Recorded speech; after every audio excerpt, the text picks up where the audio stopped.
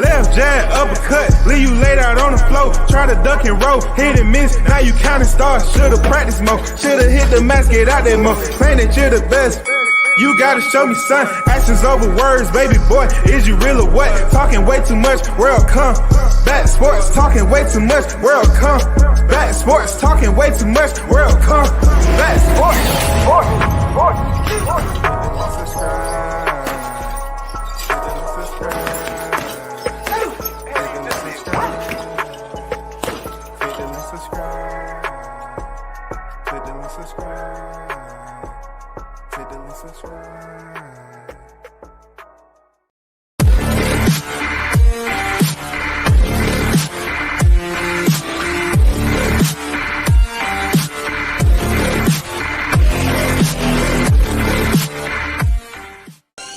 What up, it's your boy Roy Jones Jr. and right now you tuned into World Combat Sports. Once again, you're tuned in to World Combat Sports. Man, happy Tuesday to each and every one of you. You know what I'm saying? It's out here, woke up this morning, and you had a place to go to provide for yourself, employment, you know what I'm saying, occupational revenue. Everything is looking good for you. You're healthy. Hopefully you're COVID free. Man, shout out to everyone who support the channel. Big salute once again. Now, this topic right here, man, it's boxing related. I know people are gonna like, man, that's not really what, that interests me right now. But we got to talk about uninteresting things sometime. You definitely have to, grab the oar and swim off course for a little bit than the usual. It's a huge index to women's boxing when it comes down to it. The index has that for quite some time, these women has been contending below the standard of men's boxing. When I say below the standards, as far as the quality of opposition, then also what fight fans look to and to gauge equality is what are the women fighters fighting in the same format as the men. That format being 3-minute rounds and 12 rounds in a championship fight. That's just the way it is. Like in mixed martial arts, that's what it's about. The women fight 3 to 5 rounds just like the men. It's nowhere around that. So we have a big fight coming up, of course. We have Amanda Serrano versus Katie Taylor. Shout out to the first in the building. Alexander, what's good? On deck this morning. Appreciate you for pulling up. We have Amanda Serrano, 42 victories, 1 defeat, 1 draw with 30 knockouts. You know what I'm saying? That lone defeat was back in 2012, April 2012, against Frida Wahlberg. You know what I'm saying? That was a UD decision loss. But besides that, you can absolutely say that Amanda has been on a journey, you know what I'm saying, of domination. 7-weight world champion in women's boxing out of Puerto Rico. Southpaw fighter. She's currently 33 years old, 2 years younger than Katie Taylor. And currently she has 44 professional bouts. What makes this interesting, y'all, is that her opponent, Katie Taylor, she's the one at the top of the pound-for-pound list. The pound-for-pound list. Now, Katie is getting all this preferential treatment. And they're saying she's the top pound-for-pound, 35 years old, Ireland fighter. But then when it comes to, really changing it up, having the opportunity in your position, to debunk the criticism of Bob Arum's, this is the opportunity for these women who has, been on a rocket boost as of late, with the notoriety that they're getting from their fight, right? This would be the great time for Katie Taylor, 20 victories, 0 defeats, 0 draws with 6 knockouts. 35 years old, Ireland fighter, Irish fighter from Ireland. Now, the experience, there's a huge gap in experience between Katie Taylor and Amanda Serrano, but Katie Taylor is this woman who's at the top pound for pound list. So therefore, when you look, I always say when you're in a position where people have to look up and they see you, then therefore the changes that you make will reciprocate to a lot of larger audience, especially in this day and time. Katie Taylor had the opportunity to do that. You know what I'm saying? She absolutely had the opportunity to do this, y'all. So let's go into an article that was just put out on Katie Taylor. You know what I'm saying? Just give you some snippets. Because this is important on why women in this sport get criticized so much by the promoters. Not so much the fighters, but for the promoters, because there's just not, great fights out there. And also, they probably know behind the scenes just fighters like Katie Taylor that's unwilling to be a part of change because they're not built that way. They're not built that way, man.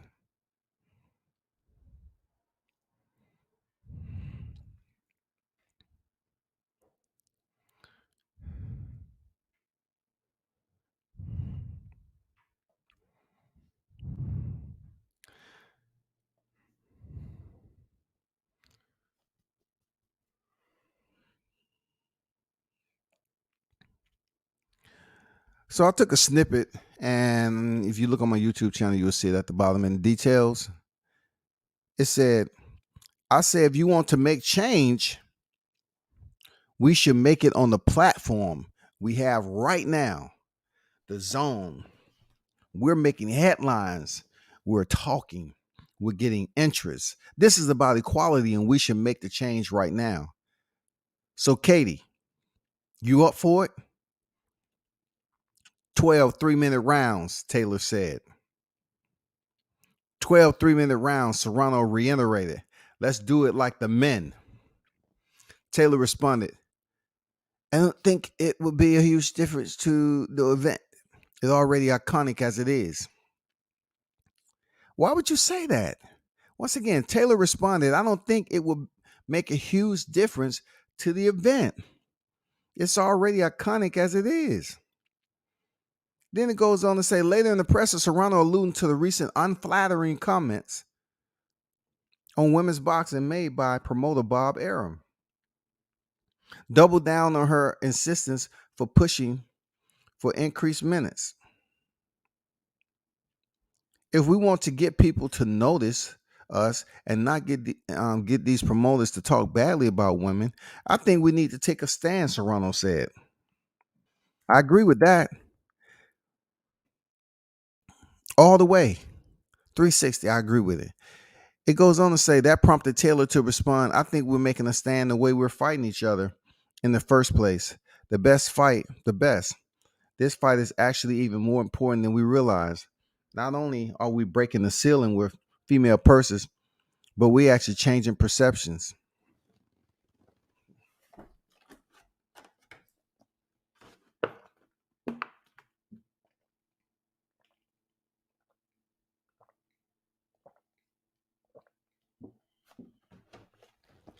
Now I want to ask you, the audience, right? Yeah, Alexander said Katie didn't want the smoke, man. Hearing what Katie Taylor said, undefeated, top pound for pound. Yeah, it's a bit underwhelming already. Because I like what Serrano did. Serrano's a 7-weight champion. She's a legend of women's boxing. She's gonna be a Hall of Famer regardless. For her to present this to Katie Taylor on the stage for what she did, I thought was very classy. And it forced her to come up with a response while the cameras was rolling. You know what I'm saying? That lens time is a mother. And Katie Taylor showed her hand and pretty much turned it down because, like Alexander said, she didn't want the smoke. Now, that smoke doesn't have anything to do with stepping in the ring, all right? But this time you have to step in the ring and put in more time.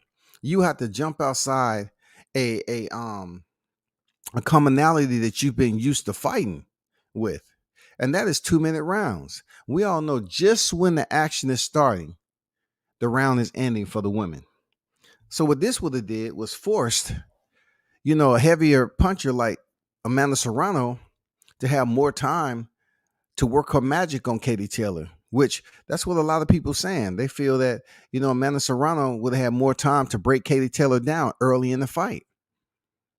Katie turned the shit down. She believes that just because they're fighting in Madison Square Garden and they're getting the biggest purses in women's boxing, she's sufficed. Pretty much. She is content with where she's at. But the one thing about it, it's a difference. Check this out. It's a difference in changing levels when something benefits you and something that you have to work for to get the benefit and the cosign of others, so to speak. Let me explain how that works. What Katie Taylor is talking about, she gets the opportunity to fight in Madison Square Garden and the increase of the purse. That benefits her.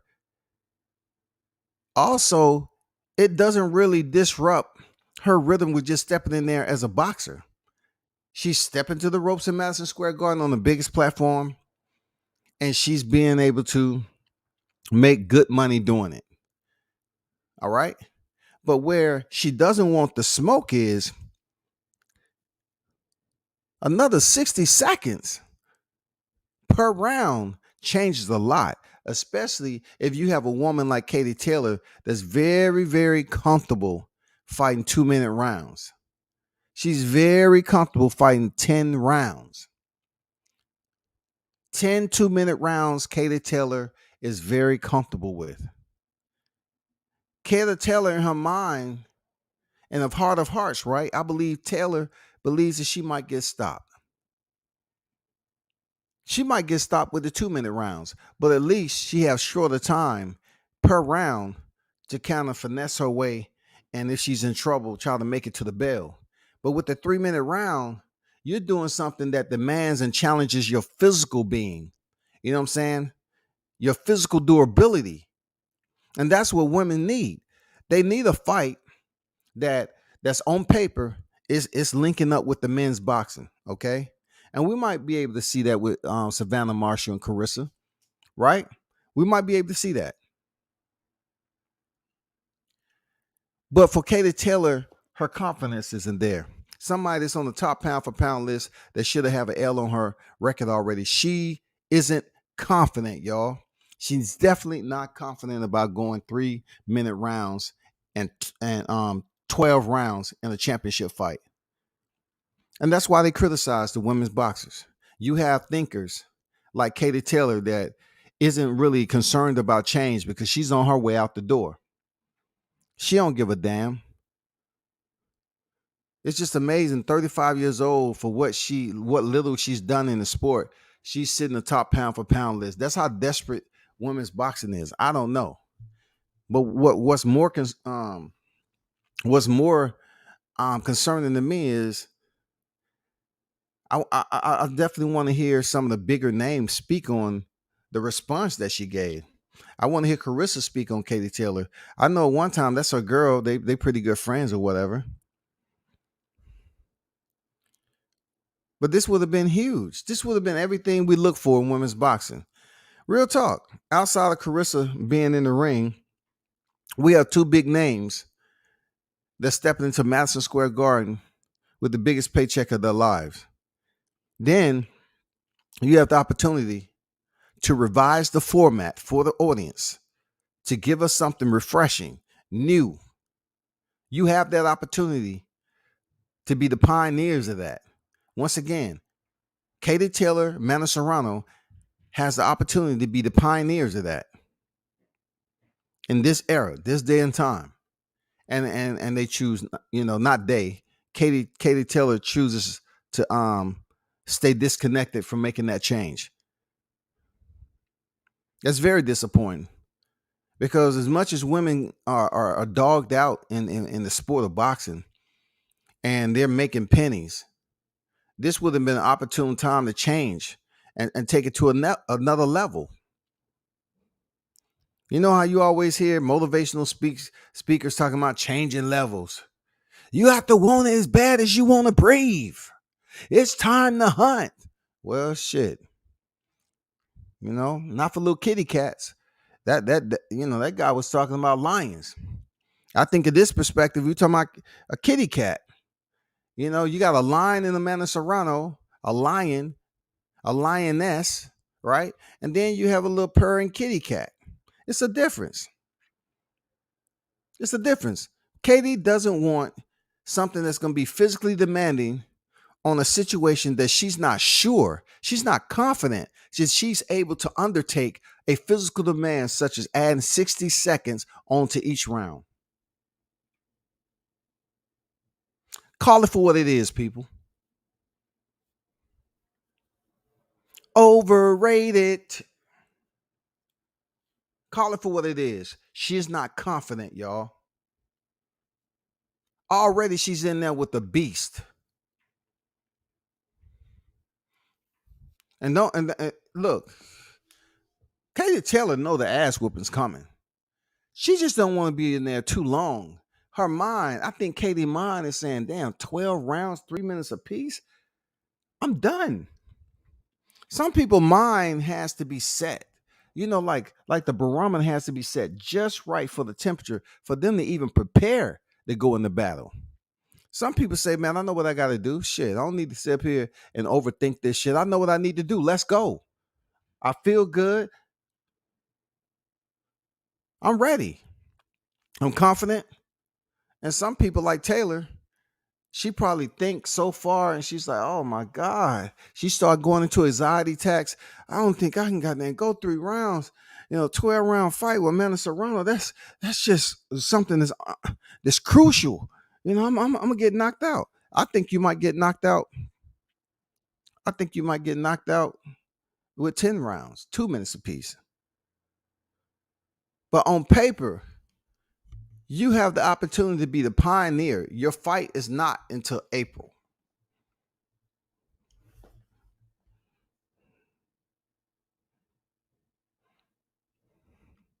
That's just unfortunate, man. Because we talk about women's boxing very little, because it's really not some matchups that we want to just gravitate to and say, oh man, I just can't wait to so and so fight. Oh my God. I mean, I gotta set my DVR right now, get my money, put that aside. You know what I'm saying? It's not like that. But this proves something. All right. This proves something to the criticism that Bob Arum was saying. You have a fight that's going down at the end of April, and Bob Arum has been on record as criticizing women's boxing. And then Katie Taylor contributes to the criticism as a fighter by pretty much being afraid to change levels and step up to the plate and make a grand decision that can change the sport. She doesn't feel that she needs to be a part of it. She feels like she's getting the most money she ever got on the biggest stage of Madison Square Garden. There's nothing else to do. No, it's a lot to do. And it takes a team effort from these women to make it happen. Man, I said this shit so long ago, and it was dealing with Carissa. I said, Carissa wants to change women's boxing. Get with some of the other faces, and you all do just what the women in tennis did. They got together and they spoke on it. And now they get paid just as equal as the men. And women's boxing, you're in a more physical sport where the punch, we're talking about contact, not so much the training and the actual competitive demand that's placed upon you, because tennis is demanding too. But I'm saying you're in a full contact physical sport and you don't have a sense of urgency to let these people know that I'm on board with Amanda Serrano and what she said. I think we should fight 12 rounds, and I think it should be 3 minutes per round. Let's do it for the first time. Madison Square Garden, 12 rounds, 3 minutes apiece. Let's set the standard. You know what I'm saying? Let's change the game forever for women's boxing. That's what it is. That's what it should be. And selfish ass Kayla Taylor, man, she ain't trying to hear that, man. She's content with getting her check because she's on her way out the door. You know it, I know it, and everybody else understands it.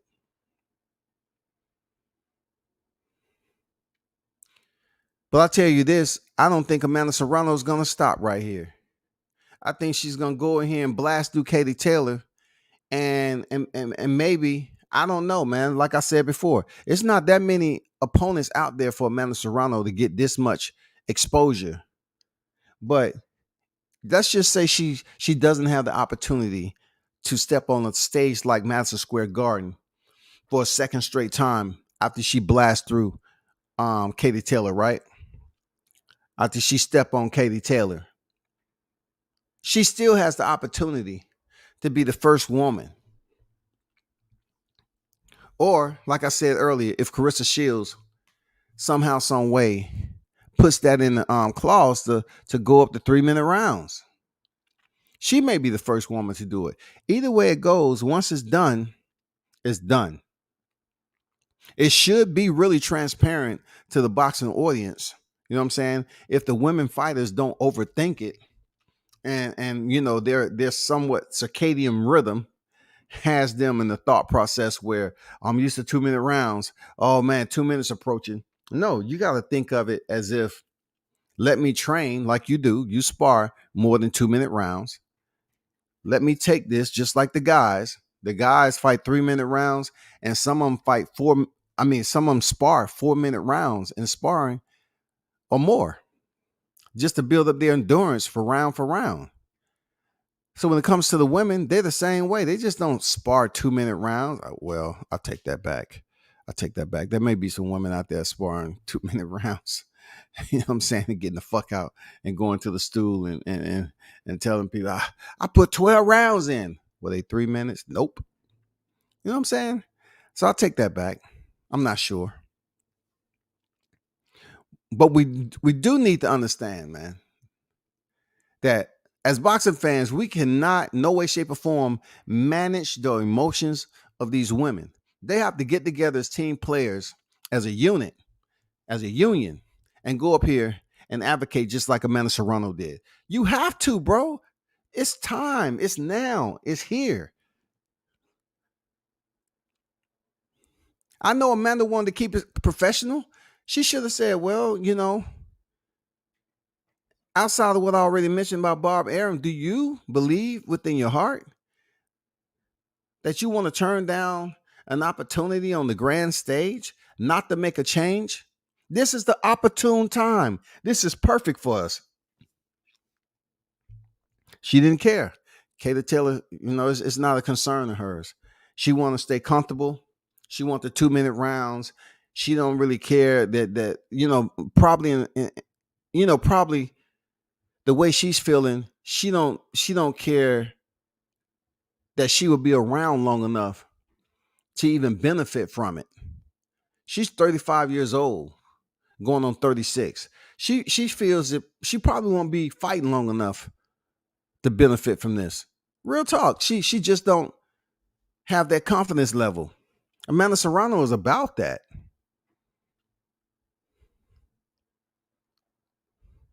Amanda is sitting at 33. She's about that. She said, regardless of what my age is, I'm gonna get my custom Jordans to fight in. I'm going in there, and I'm a goddamn two-step on Katie Taylor.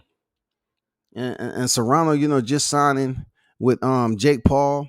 She's trying to make moves, the same moves that Carissa has been trying to make. So you have two fighters possibly that may be able to make the change. Carissa Shields may potentially be able to, now that people believing that Savannah Marshall is the female fighter that can beat Carissa, and then that's the only one to beat her in the amateurs. So they believing she might be the one to beat her in the professional ranks. But to stay on topic, Carissa has a voice, right? So she may potentially be able to do what?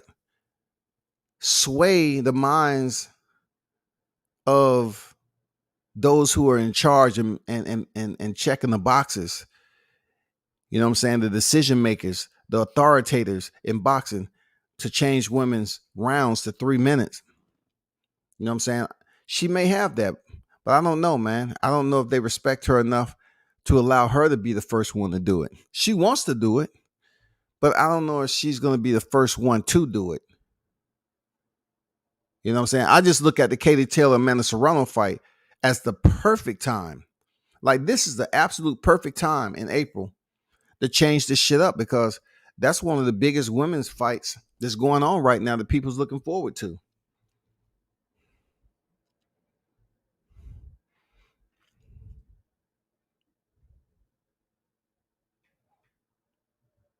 Noel, what's good? What's good? He say Serrano. That's the way I look at it, man. It's a letdown to her fans, Katie Taylor fans. It is a letdown. As if your fans was already scattering around anyway. You know what I'm saying? When women boxing come on, they trying to, take themselves out of a funk and say, do I really want to watch this fight? Real talk, man. Do I really want to waste my time on this fight? Taylor is not the most entertaining. Serrano is, but not too much Taylor. So now the fans are going to be like, man, this was your opportunity there, Taylor. This was your opportunity, along with the moves that Amanda Serrano is making, to say, let's go 12 and let's add another minute per round. Let's do it. Now, look, Taylor's not confident in herself, bro. Real talk. Katie Taylor is not confident in herself. In order for you to extend your time in the heat of battle, you have to be assured, you know what I'm saying, that physically and mentally you're ready. Those two have to link up. Physically and mentally, you're ready. You can be physically ready for a 2-minute fight, but mentally, you have to reach beyond that to prepare yourself for a 3-minute per round fight that you're not acclimated to yet. It's plenty of time. Look at this. It's 8th of February. It's 8th of February. It's not to the end of April, dog. This is ample amount of time. A solid 8 weeks minimal to acclimate yourself to 3-minute rounds.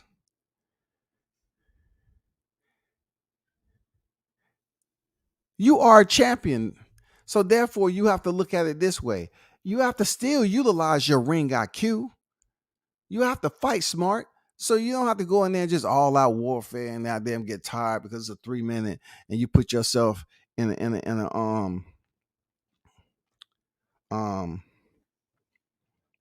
a black hole, so to speak, a vortex where you be drawn down in there and you feel like you being crushed.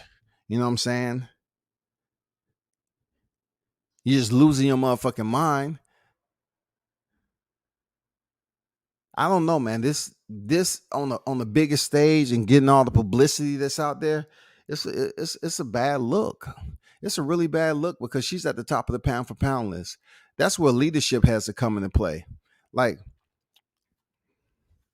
I do. I bleed over military terms sometimes because they also extend to the corporate world and anything you do in life.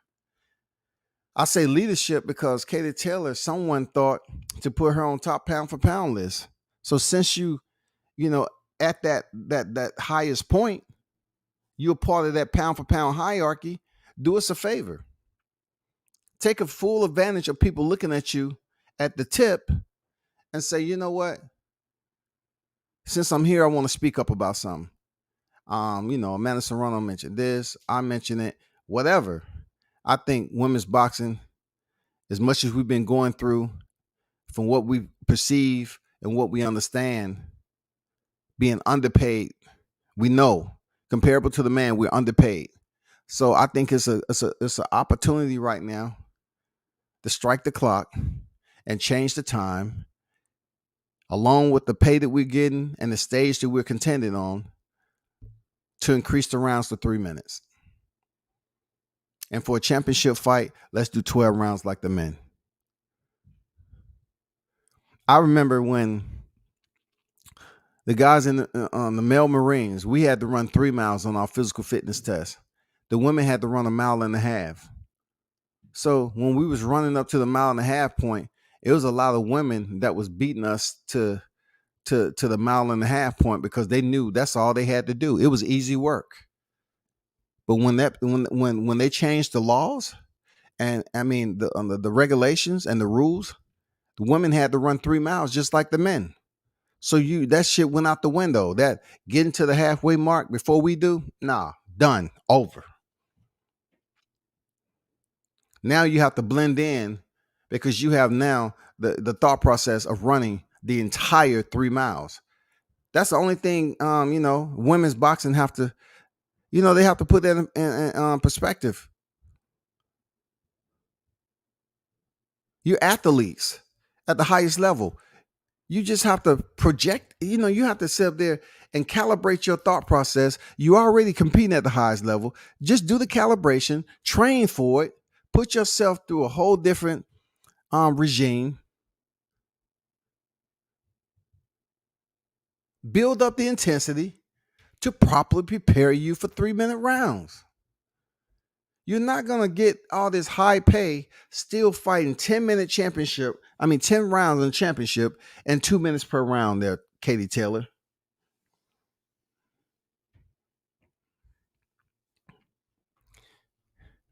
And you know what's another true fact? And I don't want to piss nobody off, but you know how people say, you get people to say, women, they can do it. They can do it. They need to do this. They just need to give them a chance. The promoters need to stop blackballing the women. They need to stop that. Let me tell you something. That's absolutely fact. Behind the scenes, you got the Katie Taylors that don't want to make it happen. And they know behind the scenes, the Katie Taylors that's out here denying going 3-minute rounds. But to the surface, which is out there and viewable to the public, all they're seeing is they think it's Bob Arum. They think it's PBC because he don't have women's fighter. They think it's everybody except the fighters that's basically putting a hold on the women fighting as equal as men. I would tell you this. When I see women and this is not being narcissistic. I mean, look, misogynistic, narcissistic, whatever. But when I see the conversation arise about women being in combat, I remember when I was headed over to combat and I had to do a all hands meeting for accountability because we was heading to the operational phase pre-deployment before we pushed out, right? And I may have said this just one other time, but this is real fact. And I can really care less about who get mad from the military. But I had 12 female Marines during the time, which was about 7 months out, knowing that we was going on this deployment. I had 7 female Marines all come up pregnant.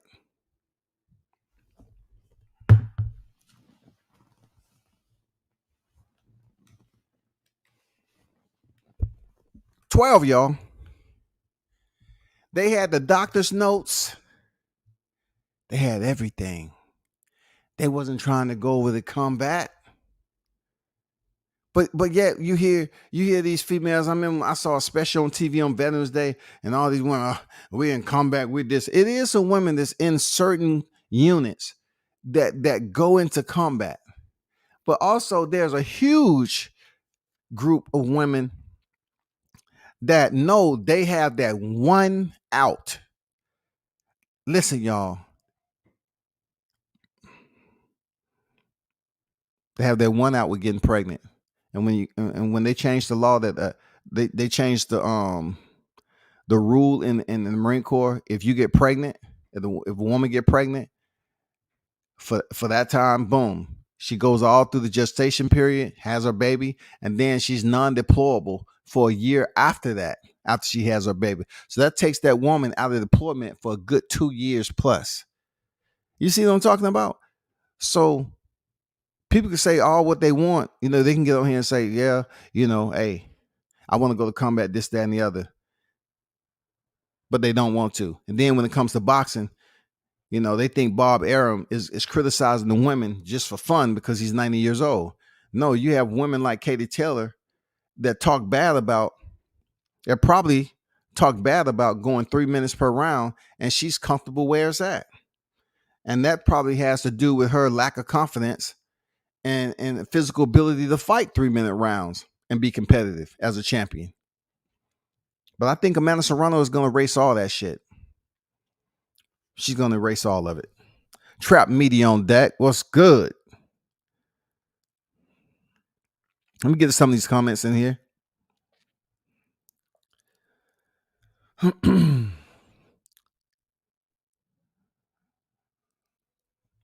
They real life hating on Serrano because her manager is Jake Paul. I look at it like this, Noel. They may hate now, but they're going to cry later. This is my opinion. They might hate now and cry later. And this is why I say that. Amanda has already established her Hall of Fame ticket. First ballot, right? So check this out. If Amanda Serrano, before she exits women's boxing and she's able to make this change, that's only going to further solidify her presence to somewhat possibly be a part of the promotion side of the house with Jake Paul and MVP and all them people. You know what I'm saying? She may be able to cut some corners and be a part of something that's historic because she has her credentials. She's a 7-weight world champion.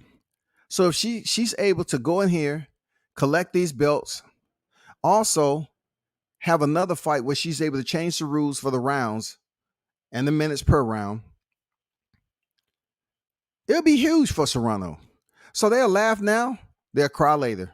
It don't matter because, you know, a lot of people getting behind Jake Paul right now. A lot of celebrities, man, so many fucking sponsors. I mean, they're making moves. You see it play out right in front of you. Do I still respect him as a boxer? No. Do I respect him and the moves he's trying to make and who he's calling out and basically trying to help fighters? Yeah, I got to respect that, especially when it comes to mixed martial arts. You know what I'm saying? I don't like Jake. He's a dork, but Serrano a great fighter. Yeah, that's a lot of people.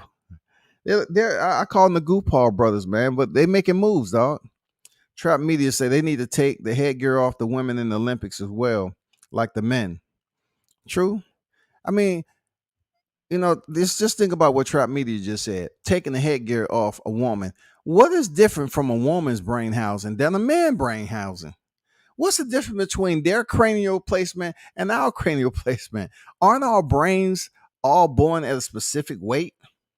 So what's the difference, man? What's the difference? So they put on a certain, let's just say a woman put on an 8-ounce glove, right?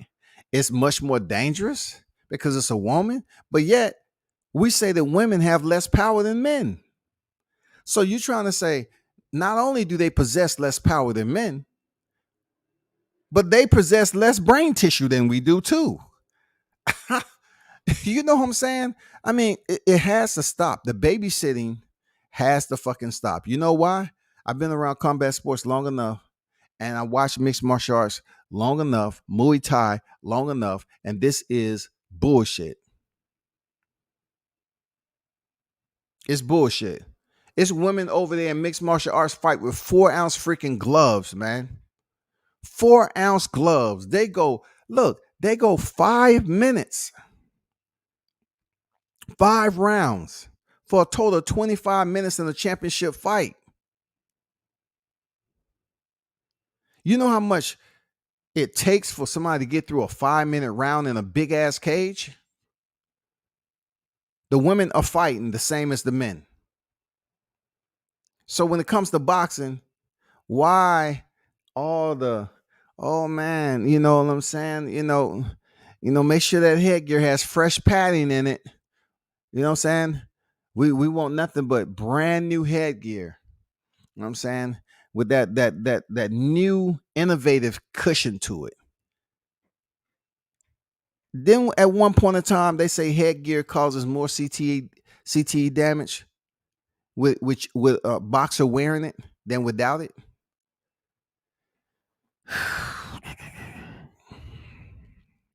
They need to take the headgear off women in the Olympics like the men. Mr. Pass on deck. What's good, man? Not all women want equal responsibility. True. I agree, Noel. And that's absolutely what I was trying to express to the audience. Absolutely right. Not all women want equal responsibility behind the scenes. And that's why I brought in Miss Katie Taylor. Katie Taylor does not want equal responsibility, even though some of her compeers on the outside are voicing it behind the mic when they're in front of the camera, like Amanda Serrano, like Carissa Shields. Carissa Shields been talking about this. In order for women's boxing to get the respect, first, they have to equal the time that they're in combat. Just like the military. Goddamn it, equal the time you're in combat.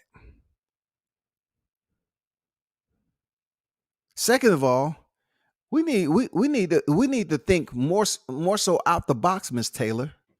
Because Katie Taylor said, oh, we giving them, the best fighting the best. Guess what? How long does it take in boxing for the best to fight the best? Especially when it comes to you all. I mean, you and Amanda Serrano is like an anomaly right now to just automatically come out the blue. You sign with MVP, and then all of a sudden they making this big fight. That rarely happens in female boxing and men's boxing. For real, it rarely happens, y'all. So to finally get a fight that, of course, the fight fans want to see, don't make it seem like it happens. Oh, we're doing enough. We giving them what they want.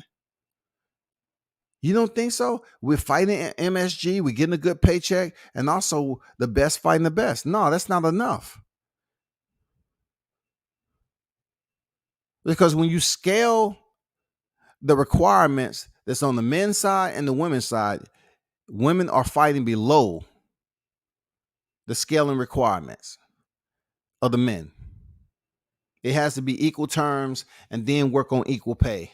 How are you going to bring in equal pay to equal that of the men if your combat scale is at a lower time frame inside the ring?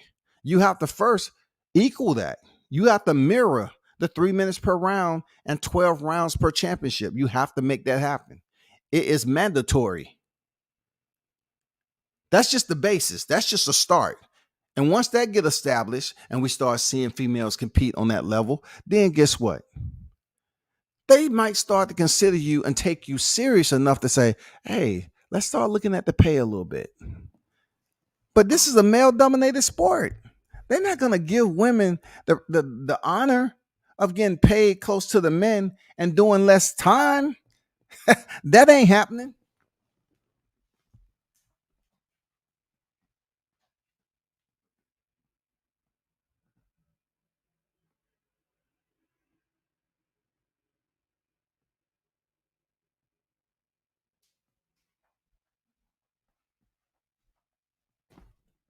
Y'all hold on for a quick second, man.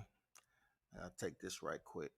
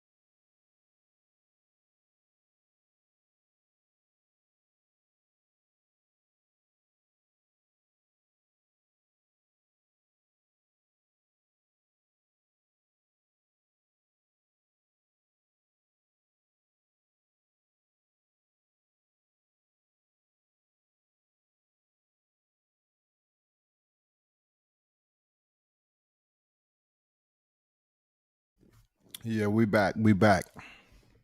Cue the God on deck.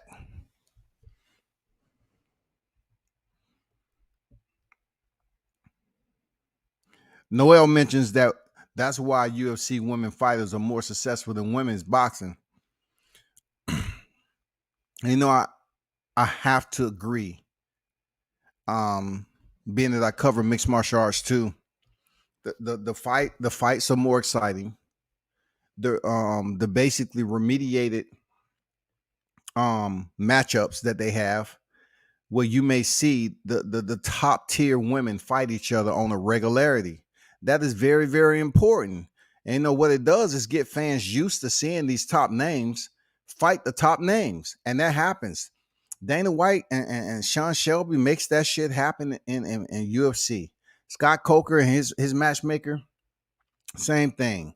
But more so in the UFC. You know what I'm saying? They came a long ways from Dana White saying that, hey, he didn't want women to fight in the UFC. They'll never fight, to bringing on Ronda Rousey, and the rest is history. But for boxing, I've been in conversations with female boxers where they get mad when you compare them to mixed martial artists. And I'm saying to myself, that's stupid. Because you have Heather Hardy, who's been over there, Amanda Serrano, Carissa Shields as of recent. You've had women to cross over and try to run this boxing game back and forth, back and forth. Now it was okay. It wasn't anything to praise. I mean, we can't add Holly Holmes on there. Holly Holmes was a 18-time world champion, like a very successful women's boxer. But when she left, she chose to start taking up kickboxing and stuff like that and get her training in mixed martial arts. Holly Holmes is the most decorated boxer and UFC women's champion when it comes down to you combine the two together. Ronda Rousey was never a champion in boxing. Amanda Serrano, when she leaves boxing, if she so chooses, she can venture over into mixed martial arts and have a couple of fights over there. Just think about what she brings to the table. And also, if she's able to pioneer, you know, the change in the rounds women's fight or whatever. I mean, it'll be awesome, man. She would be one of the trendsetters if she's able to make this happen. But that's such a long scope of expectations. It's just, you don't even know what's going to happen. That, like, you can't put a scope of expectations out there. Like Noel said, that you have women behind the scenes. It's just out here like, no, I don't want that 3 minute. I want that 3. That's a little bit too much. Pump the brakes now. We're women. You know, that's more punishment. You know, you see what's going on with the men. We don't want that. I know that conversation goes on behind closed doors. They worried about CTE and all this. First of all, you in boxing and worried about CTE, you in the wrong sport. You need to damn retire now. And then you look at it like women don't hit as hard as men across the board. So we can debunk that and do away with it. But in the mind of an individual, like certain women, not all women, some women, they believe that they want a long-term career after boxing and they don't want to take too much punishment in the sport. You know what I'm saying? That's why you see some of these women rarely fight. But Amanda Serrano, I don't think so. You know, she's fighting. Kayla Taylor's fighting, and plenty of other fighters. Carissa Shields, she's fighting. You know, cross-threading boxing and MMA. But when it comes down to the foundation and making moves and writing different chapters in women's boxing, I think that one and two concern is a 1-2 punch in women's boxing that they need to lace up the right way. And that is the minutes per round and the 12 minutes per championship. And I'm going to leave it there. Y'all. Amanda Serrano is 2-0 submissions in MMA and 2-0 in jiu-jitsu. Yeah, but her opponent was okay. You know what I'm saying, Noel? You're absolutely right. You know, her opponent was okay. Like I watched both of her fights, and it was okay. Her the notoriety that she has in women's boxing is nothing like that in MMA. They don't look at her nowhere the same. Like Heather Hardy. I thought Heather Hardy match, even though she lost and she got crushed. Listen, man, Heather Hardy gained mad respect for me and her toughness. She wasn't just a pretty face wearing one piece and putting on glasses and shit. Hell no. Heather Hardy took a shin to the nose, bust that shit wide open. Heather still wanted to fight. Man, that's some gangster shit. But like I said before, they don't have that popularity on a higher scale in MMA. And no matter what they do in boxing, like you got to be really up there. Like, let's just say men's boxing.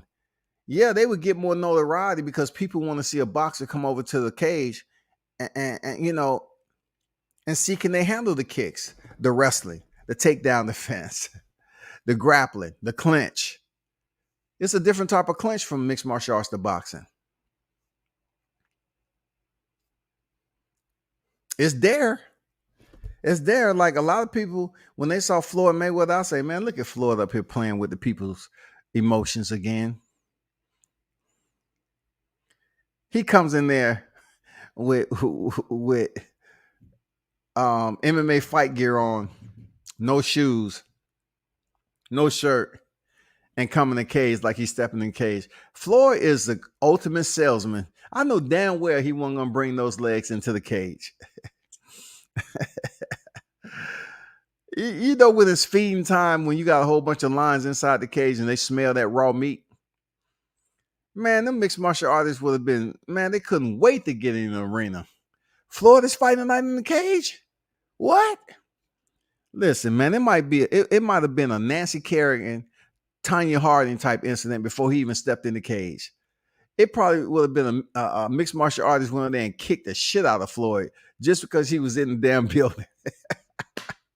They would say, "Oh, you want to be a mixed martial artist, huh? Okay, all right." It might have been somebody come out, no pass on, pow. We would have had the same incident as Nancy Kerrigan, goddamn it. Floyd out there crying, you know, straddle all on the ground on his back, screaming and yelling, "Somebody hit me with a bat." No, they didn't. Justin Gaethje just gave you a low calf kick. You're gonna be okay. You know what I'm saying?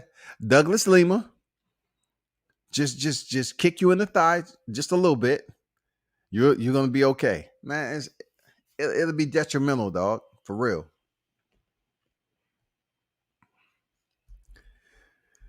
But let me take them down, man. Let me get to my next topic for real. I got to get to my next topic.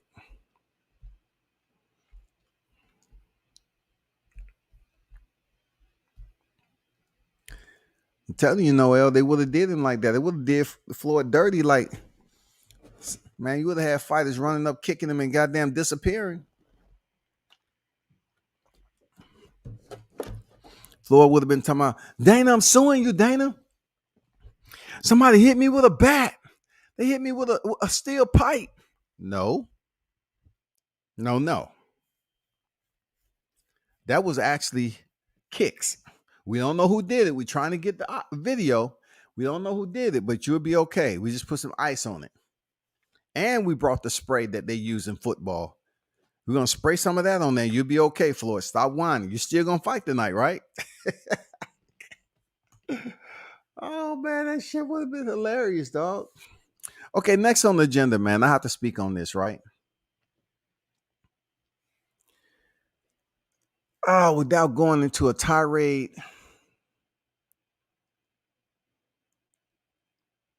Without going into a tirade. Well, people talk about boxing when it comes to the different phases of disappointment has been out of control for quite some time. We understand that. And the lightweight division is no different.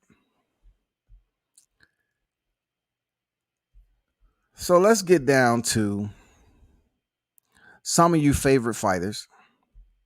I mean, some of you favorite your boxing fans, your favorite fighter, Ryan Garcia. So it is came out recently that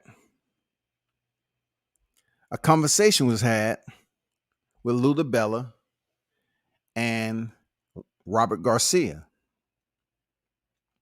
According to trainer Robert Garcia, Kambosos promoter Luda Bella called him and told him that Ryan is the guy that they're looking for the next fight. Let that look. Inhale for a second. Inhale, y'all. Just inhale, exhale on this. Just let it sit there for a minute. Just let it sit there. Hopefully you're enjoying the sun rays that's breaching your set of window coverings of blinds. Just let that sit with you for a second. Let me read it again. Because it's very important what we talk about when we're being deceived. We're being absolutely deceived.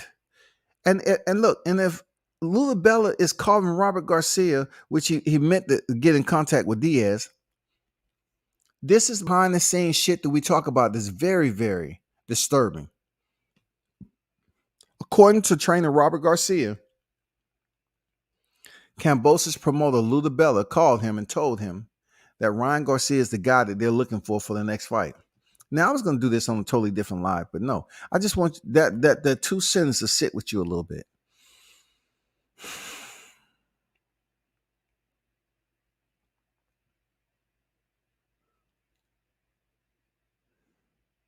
It makes economic sense for Kambosos to fight Ryan Garcia next. That's where the article in Boxing News 24 now wants to highlight it makes perfect sense for Ryan Garcia. Bullshit, dog. Bullshit, man. Bullshit. This dude, how can you be a fighter that's not even on the elite level outside of your social media following, all of a sudden get the support and praise of now bringing back in your social media following, but you're leaving out the fact that this man has turned down several fights. He's used his fans as a pincushion. He didn't give a fuck. When the energy was high for Ryan Garcia, he just used us as a goddamn voodoo doll. He's just poking pins in and shit. Yeah, I'm all about that pain. I'm all about that pain. I do what I want to do. This motherfucker goes on Mike Tyson's podcast and calls out Javante and say, your career will forever be tainted if you don't take this fight. When he was the one that never had the fight, never had intentions for the fight. It goes on to say, Luda Bella reveals Kambosos Ryan next. If you put the puzzle together, Kambosos is with Luda Bella. And Luda Bella also promotes, brace yourself, Ryan's next opponent, Emmanuel Targo. This kid from Africa, said trainer Robert Garcia to Little Giant Boxing. He's with Luda Bella. So pretty much what they're telling you, all right, that we're about to get another Canelo Alvarez, Julio Cesar Chavez. That's what we're about to get. We're about to get another Julio Cesar Chavez and Saul Canelo Alvarez. Now, if you're asking what the fuck does he mean by a Julio Cesar Chavez and Saul Canelo Alvarez, because we all know as we bookmark these boxing annals that Canelo split the ropes to fight Chavez Jr. when he already had a fight with Gennady Golovkin. And he went in there and went 12 rounds and moved around with Julio Cesar Chavez Jr. And the fight was over. And then immediately after that, Triple G stepped into the ring to announce their fight. So do you think if they making a undisputed, this is boxing. This is boxing in its purest form. Look, people understand this is boxing in its purest form. The acidic is real. The acidic, the aftertaste you get from boxing is real. Do you think Emmanuel Tagoe is not about to take his second loss when they're planning a unification bout, undisputed bout with Kambosos over in Australia or wherever it's going to be? He's going to lose. This is a waste of time, y'all. Don't just put that taste in your mouth, that sour taste in your mouth, people. When boxing continue to do us this way, don't it make you just want to go up there and backhand Kambosos? I've been the one that's saying it right off the rip, y'all. I said it right off the rip. I have to remind the boxing publics. I said this right off the rip. I said Kambosos is funny. He's talking all that shit. I said it before he even went to Vegas. I said Kambosos is not really worrying about Devin Haney, man. He's waiting on Lomachenko. He's waiting on Gervonta Davis. He's not going to sit up here and clear up any confusion with Devin Haney off the rip. He's not fighting Devin. He's going around here sourcing himself out like a new prostitute on the corner. And he has a pimp. But in this fight, with him stepping in there with Tagoe, we're talking about him being Ryan Garcia. You actually believe he's winning. You actually believe, they said, and an African guy. Tagoe is coming in there to pick up a check. Come on, he's dealing with Luda Bella now. Luda Bella, come on, dog.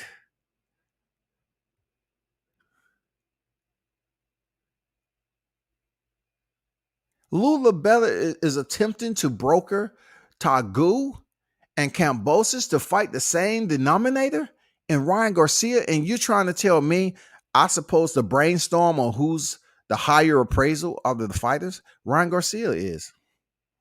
Even though Emmanuel Tagoe has more experience, he barely has stepped outside his country. Ryan Garcia has barely did anything as of recent except pull out of fights.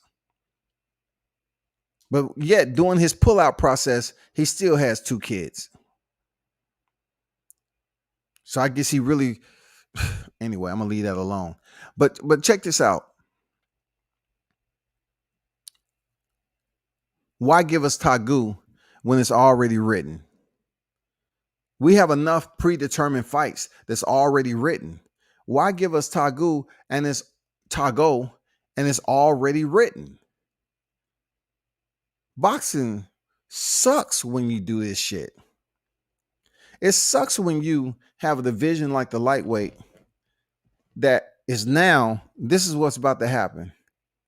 Let's say, I don't want to hear shit about Tagoe, Emmanuel having the opportunity to win. I know, looking at Luke Campbell, it's possible he can go in there and do some shit, all right? But when you have Luda Bella, who's with Emmanuel Tagoe and Kambosos, the dirtiness of the boxing game will play itself out again. The Bella will turn to Tagoe and say, hey, we're trying to set this fight up. You know the deal. We're trying to set up Kambosos and Ryan Garcia. We're going to pay you this amount. Go in there and move around. Boom. Get up out of there. And so we can make Ryan Garcia versus Kambosos. But I said this about Kambosos, how he was playing with this. And that's exactly what he did, man. He's a fucking clown. And you know, I can't sit up here and act like Kambosos is doing something that never been done in boxing. I just knew he was lying right off the set, bro. Right off the set. I knew he was lying right off the set. When he was still in the ring and he was still feeling himself. And when him and Tio was still there, he was talking about, I'll come to Australia. We can do it again, please. He was feeling himself and he wanted to talk and build up. But he's a fucking clown, dog. He has the right name. He said he's an emperor. You must wear your crown upside down, dog. because you had the opportunity to be that dude to the boxing public that don't know you over here in the US, but yet they're gonna know you for what?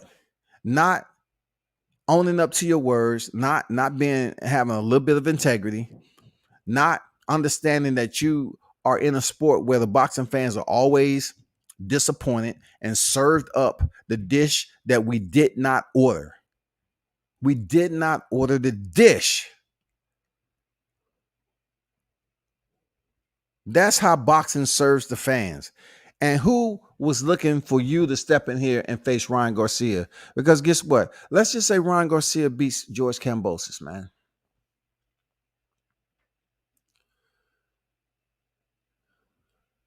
Just let that process, man, because this is just like let what I just said process, man. You have to let this shit process right here. Let it process, bro.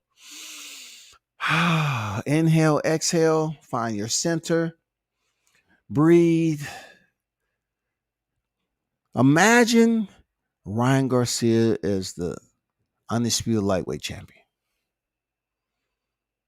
Do you think he's gonna fight or do anything different than Cambozo? Just let that sit with you a little bit. Do you believe that Ryan Garcia, if he gets these belts, do you believe he's gonna give Devin Haney a shot? Do you think he's gonna give Lomachenko a shot?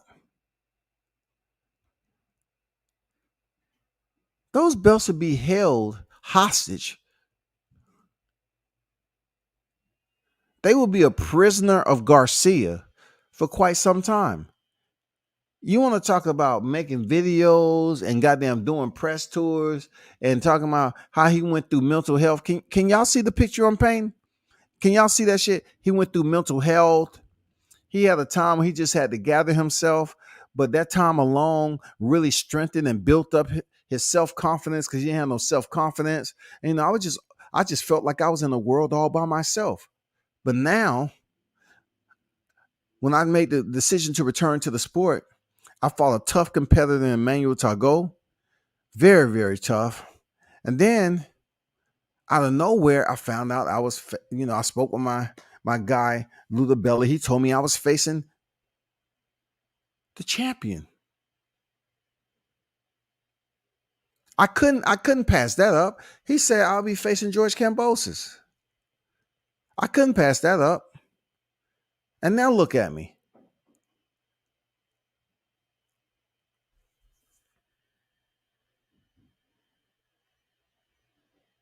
This shit don't give you a stomachache, man.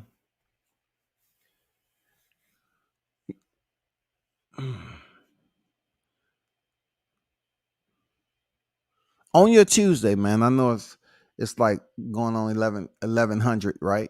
1100 in the AM. That don't give you a stomachache. That doesn't make you motherfucking puke. That don't make you want to stick your finger in your mouth and gag and throw up boxing. Just throw up boxing.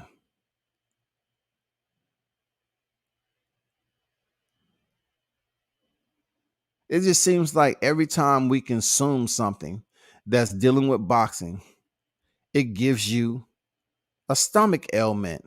It's hard to process why you're making this difficult as it is. We've been at this for quite some time. We understand the recipe can switch a little bit different here and there, but all the ingredients is somewhat the same. You have two opponents. You have a so-called ranking system. You have individuals that's in charge of these fighters. It's paperwork. Let's just make the shit work to a point where it's beneficial to the fans, y'all.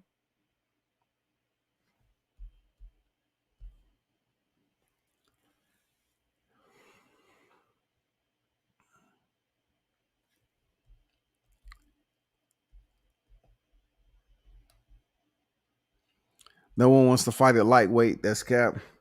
Ryan not fighting Tank. Man, hey, I don't understand why Ryan or Tank or Haney or Kambosos fight each other.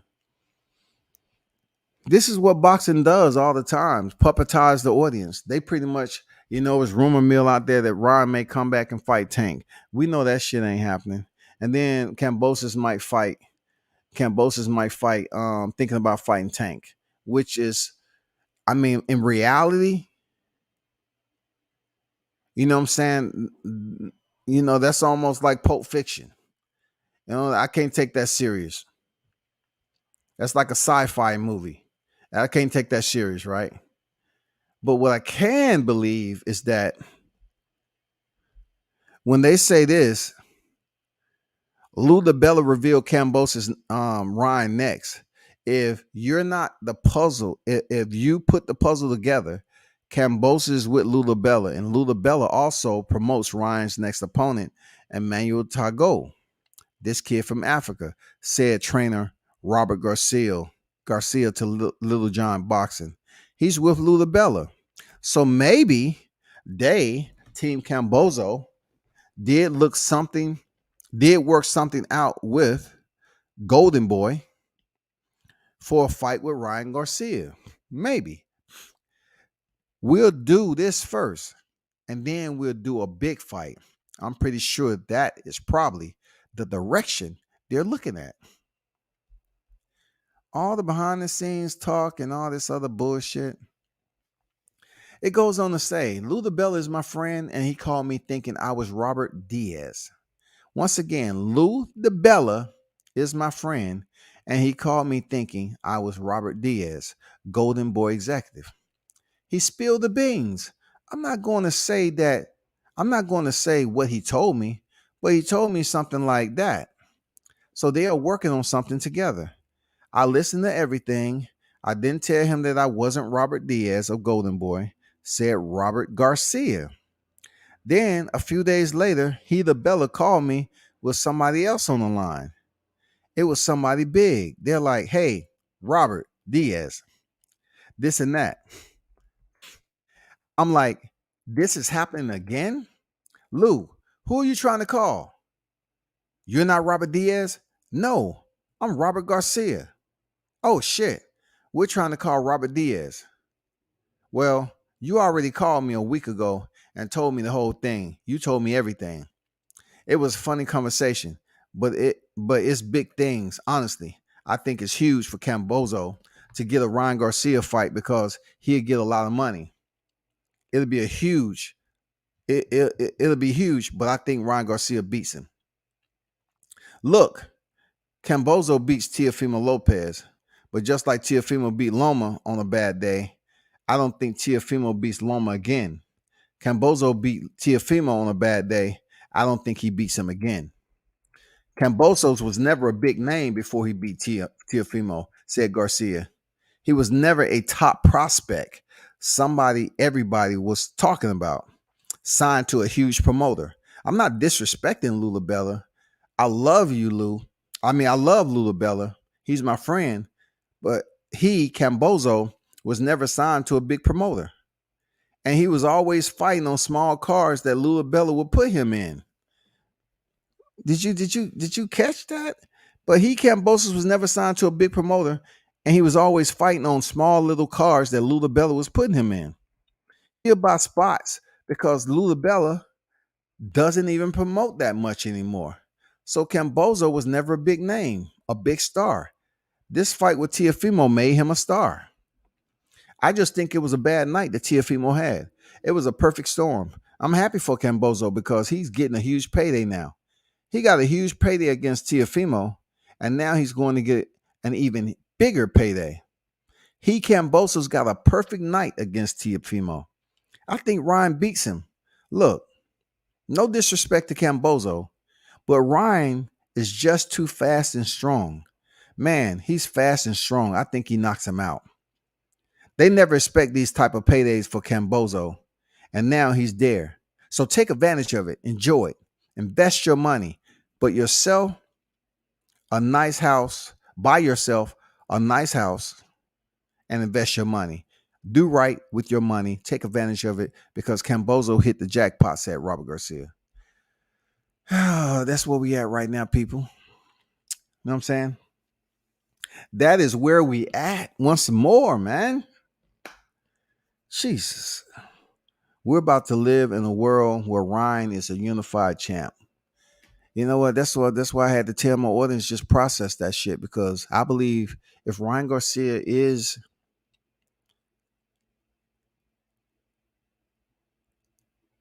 I just had to think about this before I say it because I just can't believe I'm like about to roll this off my tongue. We're talking about a guy who left, turned down multiple fights, didn't want to fight Devin Haney, did absolutely nothing for a good several months now. Haven't fought the best.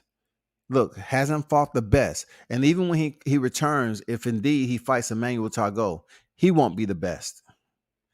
To fought none of the best, and to come back get a softy because there's already orders given, and then step in there with Cambozo and becomes unified champion. My people,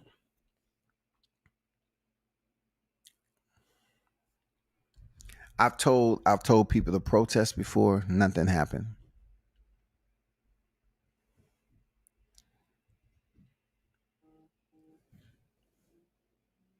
I don't know the antidote for the sport of boxing.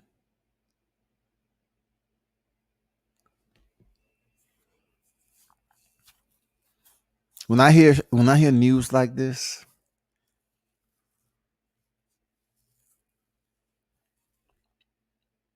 even though I'm immune to reading disappointing news like this, it doesn't upset me to a point where, I'm breathing a little bit heavier. You know what I'm saying? I'm irate. I'm just looking at it like it's another piece of information that is very, very disappointing to a division which was considered the hottest. But look, I'm gonna tell you, it seems to me that boxing always have to have a moment of sabotage, a moment of destruction. It always has to be a 9/11 in boxing. That's what it seems to me. They always got to tear something down when it's doing just fine. And if Ryan Garcia get these belts in the lightweight division, it's over. If he didn't fight when he had the interim, what make you think he's gonna fight the best when he gets the title? All he's gonna do is make video after video after video, do interviews, go back on Mike Tyson's podcast, make his rounds, and then he's gonna plug the movie that he's been working on. And he said, "Hey, guess what? As young as I am, I'm young, I'm fresh, I'm handsome. I'm over here in Hollywood. I'm making movies. And yeah. I've been making a movie doing this entire time. So, with my mental illness and everything, I had a lot on my plate. So I had to talk with a therapist, and I just had to basically reset. So, I'm multitasking right now. I'm working on becoming a movie star. I'm doing a documentary on me, a boxer. Also, I'm just working on my health, my well-being, and also to come back full circle and now become the lightweight undisputed champion. It's just amazing. God is good. That's going to be Ryan Garcia's speech. They're going to take somebody at the bottom of the fucking barrel,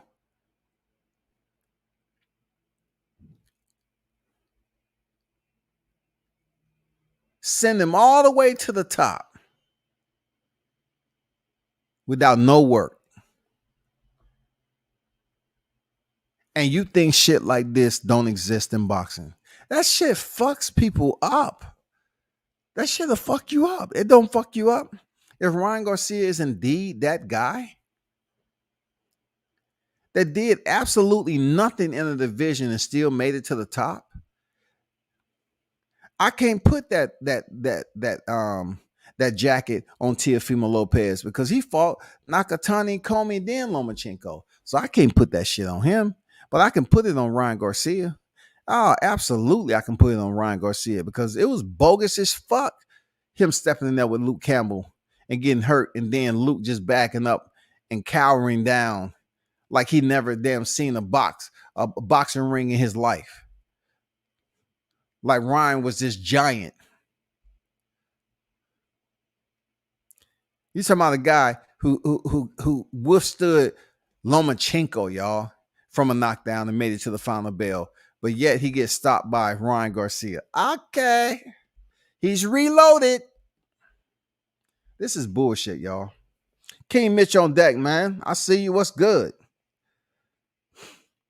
If Ryan get those belts, everybody with a name might as well lead the division. Yep. Ryan is not going to appease none of these cats. He can give a fuck about the boxing community, but he do care about his videographer. That's who he mostly care about because he gets to put out videos now, especially when he gets that shot. Ryan Garcia is going to be right back on top again. They're going to start bringing in his motherfucking followers. And then you're going to have people on here starting to talk about this fight, but they don't want to talk about it. But the only way they can make it stick is that if Ryan Garcia wins the titles and then start once again saying he's calling out Gervonta. Because at this point, I would recommend Team Haney don't even put their name in the hat. You know, like, don't get your hopes nowhere close to believing that Ryan Garcia wins. They're going to give you the shot. It's just certain things in life you feel that you're close enough to, like Team Haney with this WBC title, that you're so close and you think everything is right, but it doesn't happen. You can't hang around too long to make it happen if you have no control on the influence. You have no control, so you're going to have to move to 140. If Ryan Garcia get these belts, I don't see him fighting Haney.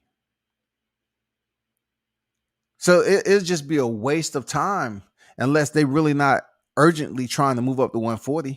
You know what I'm saying? They just want to stay there. But Ryan Garcia gets these belts. It's going to be, oh my God, dog.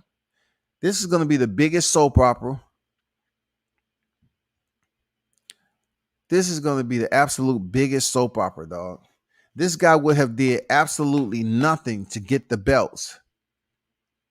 He would have stayed out the sport, chilling, being on the beach, claiming mental illness, doing his freaking stint in Hollywood, filming, shit like that. To come back with the same storyline. Oh, Ryan Garcia has a tremendous amount of IG followers. Ryan Garcia is young. He has the look. He has the personality. They're going to forget all about the capping that he did. And now it's a possibility that Camboso's team is looking for another cash grab, dog. They're looking for another cash grab. Because it's no way Ryan Garcia is going to demand that high dollar like the Lomachenko and Devin Haney because he's not on that level. But after he get these belts, he will be. Ryan Garcia is going to be in the same position as Camboso, man. He goes in there and beat Camboso, he's going to be in the same position. And also, he will be the 4th franchise champion in the lightweight division. Imagine that shit playing out. Just pay close attention. Just be patient and sit back and see if this even plays out. Now, as we know, boxing always come up with a twist and a turn at the end of the day. They throw something over here to the left, but really, they're going to toss it over your head to the right hand, then toss it back from the right hand to the left and back from the left to the right. They be juggling shit over your head and you think it's going to happen, but then it'd be something totally different, man. Shit's fucked up. King Mitch on deck, man. What's good? What's good? I like Robert Garcia, but his picks are the worst in history. He picks Mexican no matter what. Absolutely he does. He picked Barrios over Thurman. And why you think he gets as much loyalty like he does? He sticks with his people. A few other coaches pick Barrios as well. Scambosis can beat Ryan Garcia. What if he feels that he's incapable of beating Ryan Garcia? We know somebody like Cambosis. We know a lot of people can beat Ryan Garcia.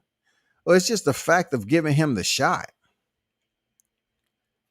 Who they can look, put it this way, Mitch. Who can they make the most money with being unified? Cambozo or Ryan Garcia? It's Ryan Garcia. It's Ryan Garcia. They want to bring in the babyface nomenclature and they want to sell that as much as possible and see how far they can ride it out. That's when the lightweight division is become dormant. It's going to become dormant. It's going to become a cocoon in boxing. We're going to have all these divisions, and then they're going to get down to the incubation stage of lightweight. Oh, what's going on down here? This used to be such a thriving division. Wow. Nothing here. Let's move on to 130. See what's popping down here. There's no way anyone can find an ounce of justification to explain why punk ass Ryan should get a fight with Scambosis and a chance to be unified champ.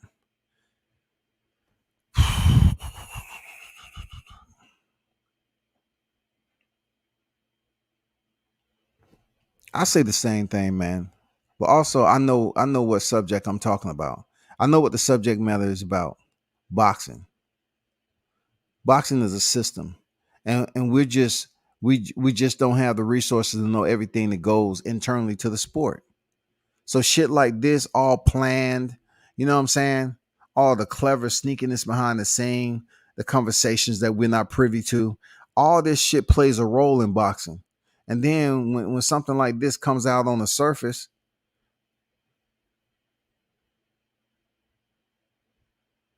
it just doesn't make any sense at all, man. We just had exhibitions kind of bleed over, you know what I'm saying? And tap dance a little bit, right? You had exhibition fights going on at the end of damn 21, right? Now we in 22. Now we have a different situation. Now boxing is reviewing shit that we've seen happen in the past, where some fighters take the short road with the help of being connected to the right people to get the title shot. So you have fighters down here that's struggling. They fighting, scratching and clawing to get to that spot.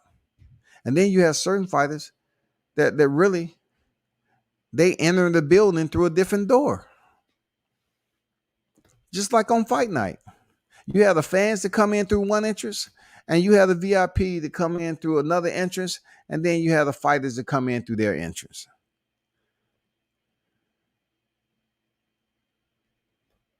Ryan gets embarrassed by Scambosa and sent into another mental episode. I don't think so, Mitch. I think they're going to take these titles and put them in the hands of somebody that can make money. It seems like boxing is extremely desperate to find a face, a name, right? And I always tell people, look how the stars are aligning. They don't want to pay me no attention.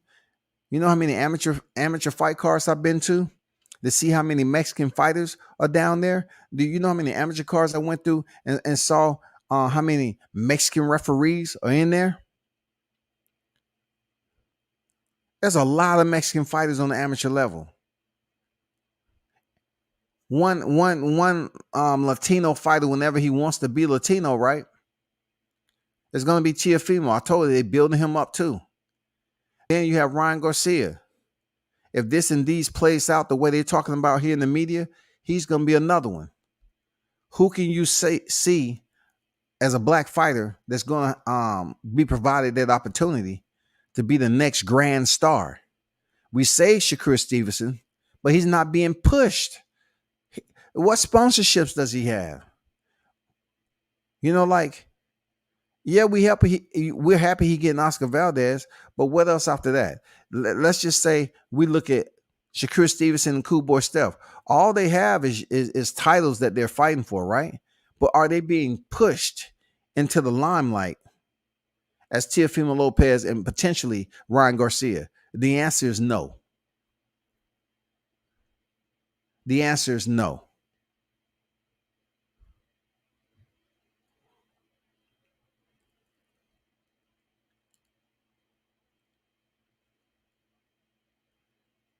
People need to start asking the question, who's going to be the next Canelo? Not so much the fighting aspect, but the cash cow. And the black fighters that's contending in the sport should be seriously concerned at what they're not seeing. Because I don't see the next big deal. It's not going to be Crawford. It's not going to be any other Charlos. It's not going to be Spence. Cool Boy Steph has the personality for it. It probably won't be him. Shakur Stevenson definitely has the goods and the makeup to be that guy. But I don't see people pushing him. I don't see him having some incredible amount of commercial success or being pushed by people to put him out there. I see Teofimo all over the place, even in his loss, because that was what was going on behind the scene. Now, the cynical part about this is we live in an era where bad attention can be good attention. And sometimes bad attention can be purposely injected into the homes of your fan base. It's very cynical because some people can put out tweets and shit and act like they're in a vulnerable situation to gain sympathy from fans, even though they may be doing just fine. I'm serious. I'm serious. I think this way. That's my thought process on the mind games that are played when it comes to this system of boxing.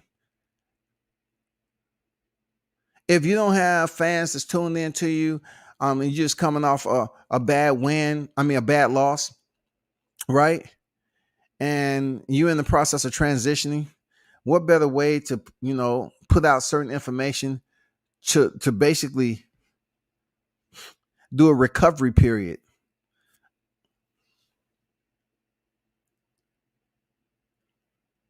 And those fans who turn their back on you, you're able to switch it up and bring them back to you in good graces. Because at the end of the day, boxing is a disloyal sport and fans turn on you all the time. But now we live in an era where we had Tyson Fury talk about mental illness. We have all these fighters now bringing up mental illness. And the fans just shut down and they say, oh man, we really should embrace them, give them a hug. I agree. I agree that mental illness is nothing to play with. And there are people out here that have mental illness, but not everybody who speak on it is in possession or going through it or suffering from it. What it does is cause these boxing fans to revert their attention back to someone who they had left. They say, oh man, he's going through a lot. He got his personal problems. He's going through this, and this.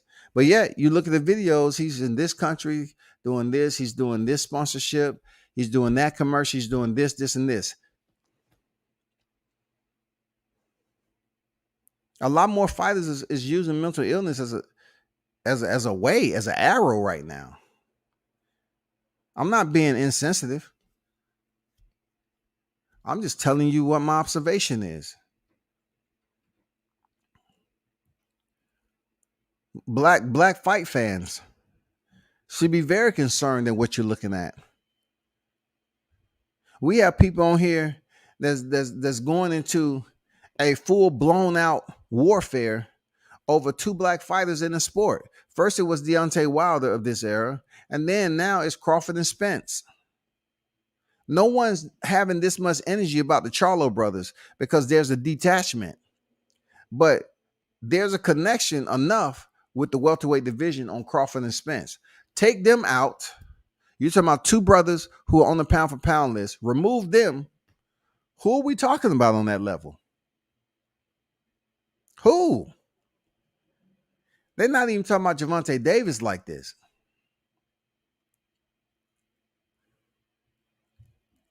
It's weird, isn't it? Ryan Garcia potentially being undisputed champion is a debilitating thought, isn't it? Damn. Then playing monkey in the middle with those titles, man. Fuck those belts. D-Ray Promotions on deck.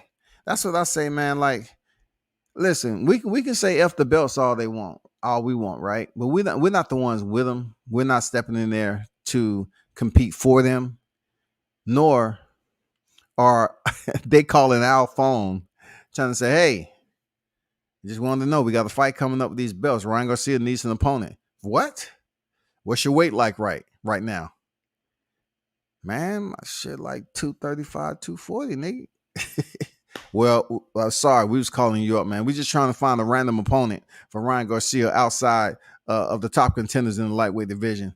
But obviously, there's no way you're going to be able to cut down to 135. You right, dog. You right.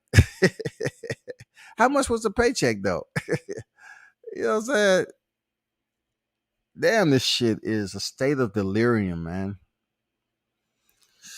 Oh, my God.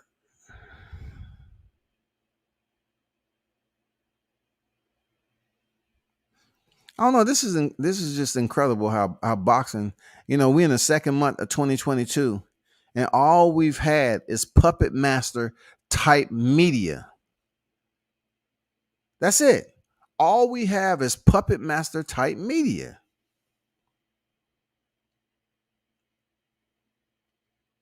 It's always trickery.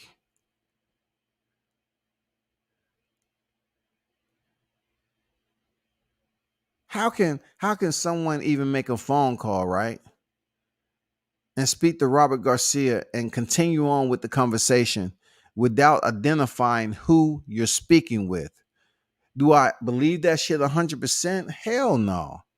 But you're just going to call a gym or call a number and think because the person sounds Mexican, it's Robert Diaz, and you're going to start with a conversation. Man, come on, bro.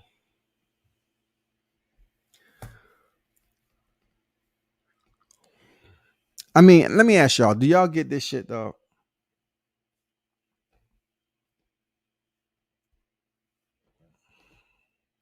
I mean, look, it was so much potential going on for the lightweight division. And now this shit might be just turned on his back. This division might be turned on his back. And then I don't want to do any more lives on who should make this move and why. You know what I'm saying? Lomachenko ain't going nowhere. He already said he's comfortable with 35 and 30. All right. So Lomachenko has the potential to face an opponent like Devin Haney or Shakur Stevenson in the future. Some pretty solid fights. I would be like in absolute shock if Ryan Garcia, if he did win the titles, signed on to face Lomachenko. I'd be highly, highly shocked. You know what I'm saying?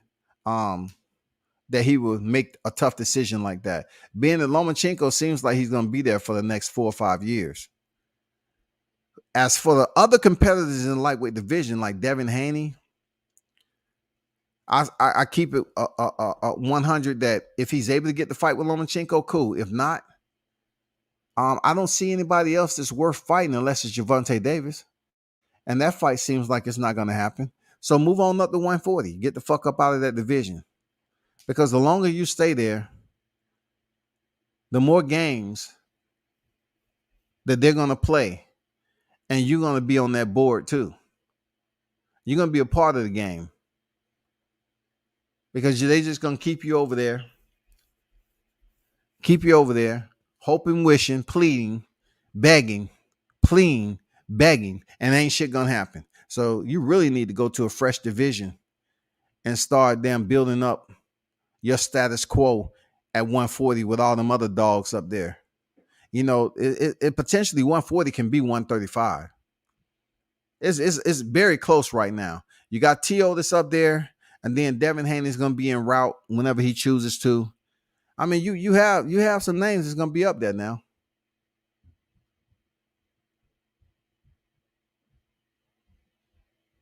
And then whenever Shakur Stevenson decides to move up, he'll shake up 35 for a little bit. But once again, if we're calling on Shakur to, potentially do something at 35, he might be subjected to the same shit Devin Haney going through. They two black fighters. Come on, man. That's why I'm very, very optimistic that Shakur will have an easy go picking up these divisions. I truly believe Shakur Stevenson from 26 all the way to 54 or 60, Shakur Stevens can finish his career.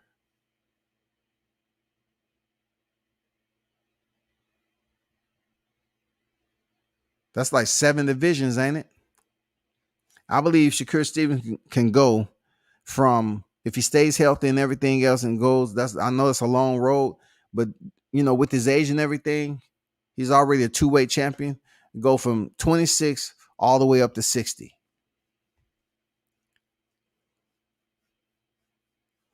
Imagine that shit. Anyway, once again, I'm falling into the YTC conundrum of putting up fantasy type narratives. You know what I'm saying? That flood this shit. Just fantasy talk all the time. Fantasy, fantasy, fantasy. This is an asylum, y'all. This shit is a media asylum, bro. Done dot on deck, man. Salute at World Combat Sports. Salute to you there, Don Dada. He said, this is the price Devin Haney has to pay when he doesn't have a machine behind him. Ryan Garcia is with the zone. Haney is not. Don Dada, what are you talking about, big dog? I don't want to say you trolling, but what are you saying exactly? What are you saying there, Don? Haney is moving up to 140 anyways. They'll let these little guys duke it out. Haney go fight guys your size. I don't know why people think Haney's so big. Like, I don't see him being no bigger than Antoine, Regis. Josh Taylor is a big 140. You know what I'm saying? I don't see him being that big. You know what I'm saying? Like, outsizing his opposition at 40. Trash ass media been on payroll for these companies for so long. I agree, man. This is an asylum. You know what I'm saying? This asylum, it's not even a breach of security. Like, you walking in this asylum, it's not a thing to see the motherfucking the patients, without their straitjackets on, walking around, doing what the fuck they want to do in the hallways and shit. It's chaos everywhere, dog. You have people playing in the padded rooms. They giving these cats Oculus Rifts. You know what I'm saying? They in there playing boxing game. I mean, it's crazy, dog. Hearing this news all the time. Like, really, 2022 has been on a whole nother rail system, y'all.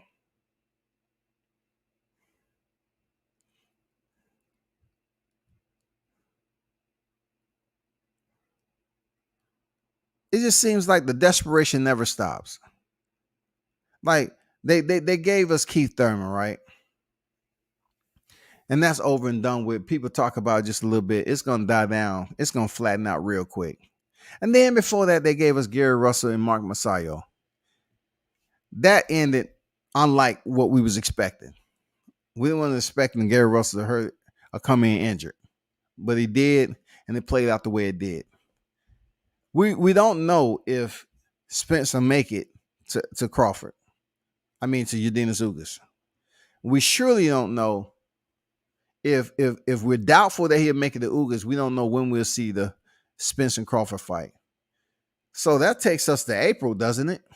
Right? That takes us to April.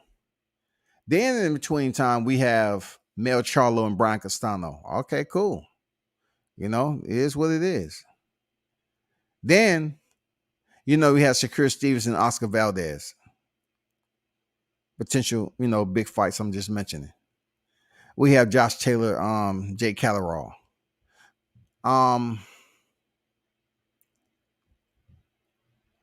We also have Sebastian Fundora and Erickson Lubin later on in the year too. That's gonna be a good fight.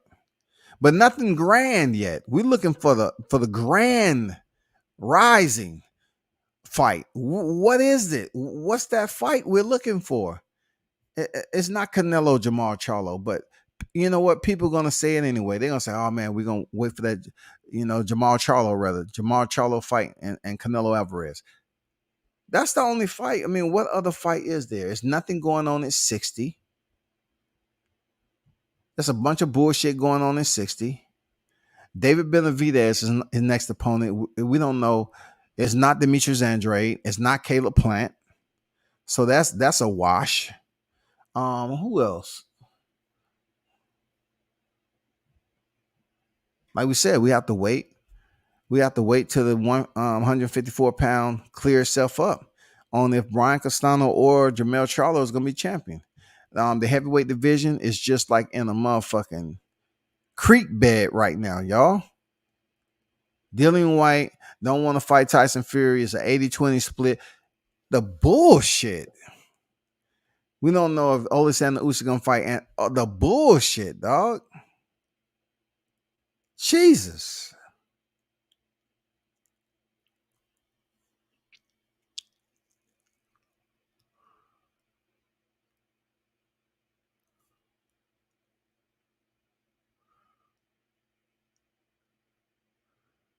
We don't know if Deontay Wilder's ever coming back.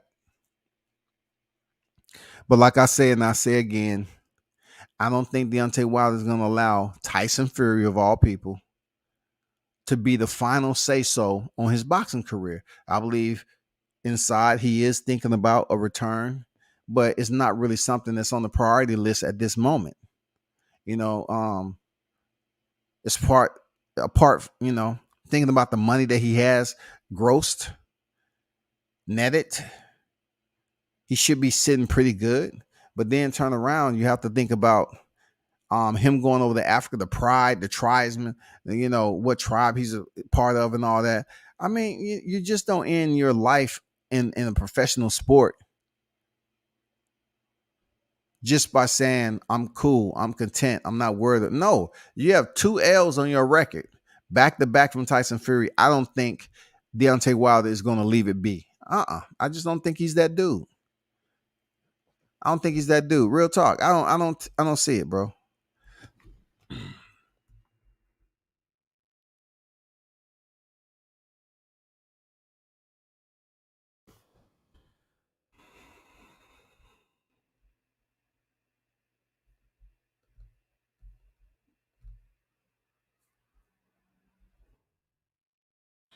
Doesn't Daniel Dubois has a fight coming up too?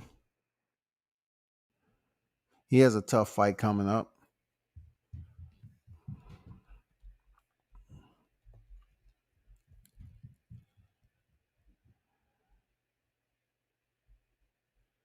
Trash as me. That machine don't mean shit if these fights. We are constantly given options to avoid Haney. Yeah, man. It's been a disgrace, man. For real, what they did. Like outside of my criticism for his resume, I did see him become one of the fighters who has been ducked. I mean, tremendously ducked. And then also he had the president of the sanctioning body for which the belt he holds come out there and influence the discouragement. He influenced the discouragement, y'all. He played a role. He was compliant. Mauricio Suleiman. It ain't the zone per se. It's influence of Oscar. He's been paying these writers and reporters for decades. Besides, Haney are working very close with the zone and Eddie Hearn. At this point in time, we can praise. Look, once again, it takes more than a visual, a social media visual to show us that you're making money. Kudos to Team Haney for making the money, and Eddie Hearn is able to satisfy them. But when it comes to boxing, the betrayal will hit rock bottom at some point in time off the money that you're making. You're going to have to find somehow, some way for these fighters to face you. Because we can agree that Devin Haney has been avoided and ducked. We can agree. On top of that, Mauricio Suleiman took it upon himself to contribute to the disconnect. So when you combine all that shit together, it's a knot of confusion any way you look at it. That's what it is. And if Devin Haney has all these fighters at lightweight avoiding him, and then you telling the man you'll fight him on Jupiter, at the end of the day, it really didn't make a difference. So hopefully they learn something. Don't seem desperate because when they already have their mind made up. Don't seem too desperate. But Devin did let the fans know that he's willing to fight in Australia. He's willing to fight him anywhere. Let's do it. And then Cambozo, the fucking clown, showed us in true form with big shoes, a nice sized nose, and that nice colorful hair that he was a clown. He wanted to sit up here and act like, well, I have to see what we're looking at the next couple of fights. We got Haney, Gervonta Davis, Lomachenko. He's up here feeding the people like, oh man, I have the pick of my choice. I'm gonna take my time. You know what happened if you carry gold around too long? At first, the initial shock, people say, damn, that motherfucker lucky as shit, man. He got all that gold with him. And then you keep on tugging that motherfucker around, it starts to lose its shit. Like you find out, damn, they're not talking about this pot of gold I'm walking around with as much as they did when I first got it. That's Cambozo. You're up here fucking with the fans. Lula Bell up here making phone calls and not even confirming the identity of the recipient for which he's discussing business with. It's a sloppy ass shit in this system, dog. Haney is a free agent co-promoter with Matchroom. Haney could up and leave when he wants to. That doesn't benefit the zone, unlike Ryan is with Golden Boy, and they are exclusive with the zone. Bro, I don't look at it that way per se when it comes to he can just up and leave when he want to. Just because he's co-promoting, that's just an amendment, an agreement that they have internally to how they doing business. I don't think Eddie Hearns is that guy. You know what I'm saying? He's that guy that just give Devin Haney that freedom to relocate at any given time. One minute he's with him, then all of a sudden he's trying to do business with somebody else, and Eddie Hearns didn't know anything about it. But yet he said, "Hey, check your inbox. I sent you a resignation letter. I'm done." It ain't gonna work like that, Dundada. I'm just saying I can't see Eddie Hearns loosely putting his time and effort into a fighter that can walk out that door at any given time without any contractual stipulations. I don't see it, Shouty. I don't see it, Don. I don't see it, bro. I don't care if Devin Haney has a co-promotion deal or not. I don't see Eddie Hearns being that guy to give him that rope like that. Dan Raphael also mentioned simple mathematics. Yeah, I seen that. His big bloated, dilapidated needs to apply that logic to count his calories. Damn, dog. He said simple mathematics, man. He need to count his calories. If you talking about numbers, talk about your calorie intake. They both deal with numbers. Damn, man. That shit was hilarious, bro. Shit. That mother said, count your motherfucking calories if you talking about numbers. Shit. If it make fat, it don't make sense, goddammit. Shit, you don't need no transient fat contributing to your already bloated ass, goddammit.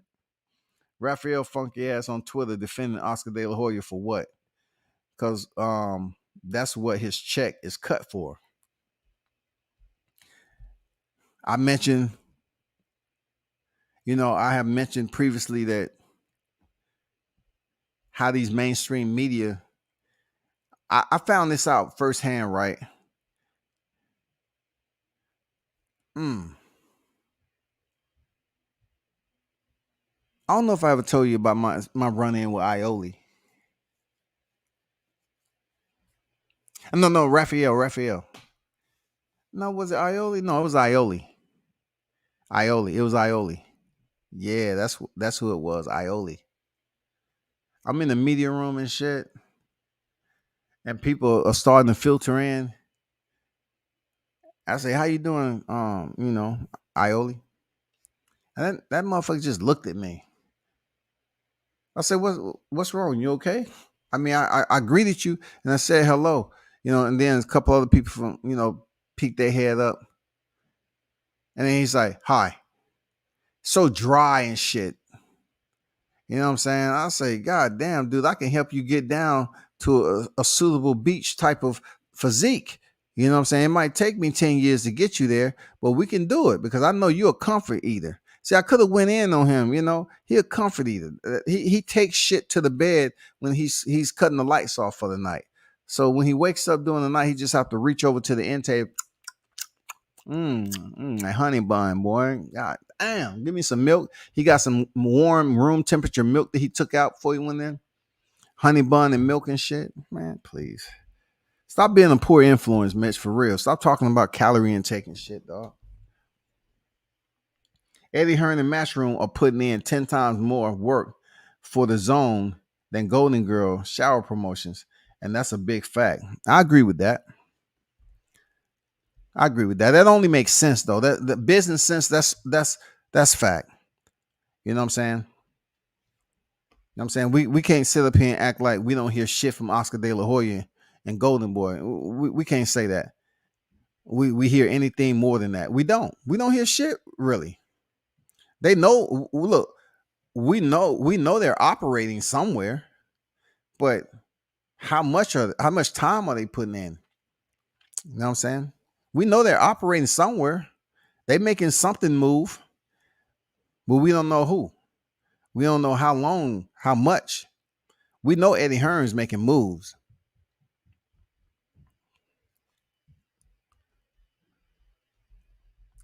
So is Haney his own boss, or is he exclusive with Matchroom? So I look at it like this, Don. When you say your own boss, I can't say I'm my own boss when I still have an attachment to do business in a career that I'm making money with. I'm making money, right? I'm the sole proprietor to my business. I'm the CEO, I'm the founder. I'm making money myself. Just because Devin Haney has a promotion, in my opinion, doesn't make him his own boss because he still needs an attachment in boxing. There's still overseers that he has to link up with to sign to make that next dollar bill. When you say his own boss in boxing, that's a tough statement because boxers it's hard for them to be a Roy Jones. It's very, very difficult for them to be a Roy Jones, man. Fighters right now, due to the rights of their fights and everything else to get paid for future residual incomes, they create their promotion company. Now, their promotion might be on the banner in small print, okay? But when it comes down to it, it's just for them to have ownership of their material, somewhat like what they call it in hip hop, the masters. They want to be able to have, the masters. They want to be able to have that residual income to the fights that they're contending with. You know what I'm saying? Over time. However that plays out, I think you get just to what I'm saying. Like, damn near so many fighters at PBC have their own promotional company. That doesn't mean they're independent. Being your own boss, yeah, partially you can be your own boss, but are you solely your own boss in boxing? Can you go around and negotiate without anyone on your team? Who's brokering the deals for you? That's very important. Who's brokering the deals for you?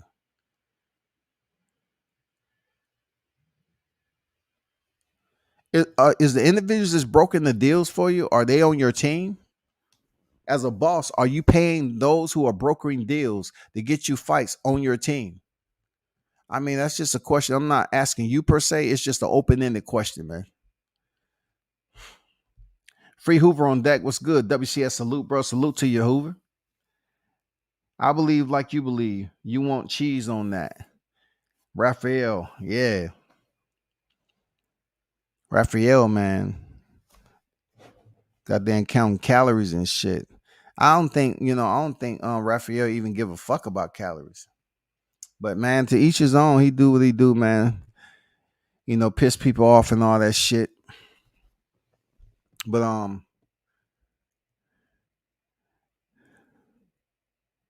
don't know whether I can't call it where we at right now, man. This is I don't know, man. Boxing along with the YTC, I swear to God, what an attachment, huh?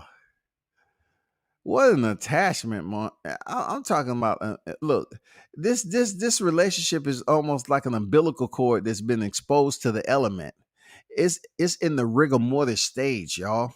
That shit is rotten before our eyes, and we're still keeping attachment there. It's smelling. That shit stink. That's foul. That's how I look at boxing and the YTC, dog. It's an umbilical cord attachment, man. From end to end. It's a point A to B, B to A. It's rotten and everything else. And people's like, man, why don't you just cut that shit off and be done with it? Nope. Because we're still getting some type of nutritional value from it. So we're going to keep this attachment. But it stinks so bad. I don't care. Some days I get hungry and I need that boxing appetite. I need that boxing nutrition. I need that. I need to be fed by the lies that we have to go through for boxing. I need to be fed the untruth. I need to be fed a riddle. It's tough, man. Not too many people want to talk about it. They feel like you committing a sin by speaking on boxing for what it's worth. It's a system of disappointment, corruption, and you know what I'm saying? It's anchored in right now. Boxing doesn't even have roots anymore. That shit is anchored deep.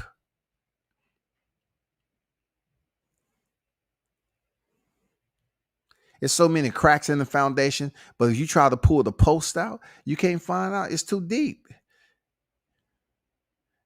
You can't find a way to goddamn organize and tear this shit down and reorganize it to the point where you can have a president of boxing. You can have a governing body, an approving authority. But, since we don't have that, we're going to continue to get disappointed. And it's a lot of people are going to get sick. That's why, I cover, a lot of my time I'm watching BJJ tournaments. I know they're getting ready for the ADCC Worlds. I'm watching all these BJJ tournaments, man, and focusing on mixed martial arts and stuff like that with the fights that's going on.